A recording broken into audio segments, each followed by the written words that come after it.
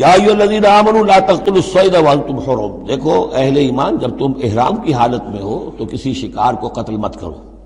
ومن قتلہ منکم، تو جو کوئی تم میں سے انہیں قتل کر بیٹھے، شکار کر بیٹھے، جان سے مار بیٹھے متعمدن، جان بوجھ کر، فجزاء مثل ما قتل من النعم، تو پھر اس کا کفارہ ہوگا ویسا ہی ایک حیوان، ویسا ہی ایک چوپایا اللہ کی راہ میں صدقہ کیا جائے اور وہ اس کا گویا کہ کفارہ بنا دیا جائے.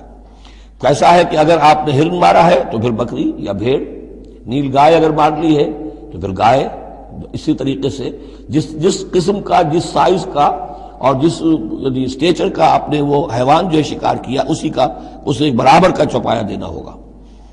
فجزاء مثل ما قتل من النعم یحکم بہ ذوی عدل منکم، دو آدمی تمہارے جو ہوں معتبر، وہ چاہیے کہ وہ اس کی گواہی دے کہ ہاں یہ جانور جو اس نے شکار کیا ہے یہ اس کے برابر ہو جائے گا. ہدیم بالغ الکعبہ، اور یہ ہدی ہوگی اب یہ جانور، کعبے تک اس کا پہنچنا ہے، کعبے کی نظر ہوگا یہ. او کفارۃ، یا پھر اس کا ایک کفارہ اور بھی ہے، طعام مساکین، کچھ مساکین کو کھانا کھلانا، صدقہ فطر کے حساب سے ہے یہ جو فقہا نے لکھا ہے.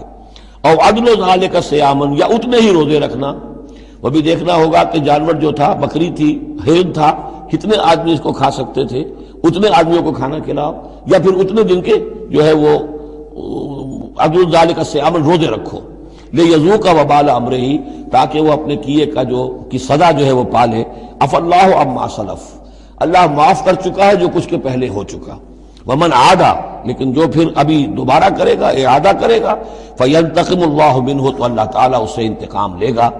واللہ عزیز الانتقام، اور یقیناً اللہ تعالیٰ زبردست ہے، انتقام لینے والا، بدلہ لینے والا.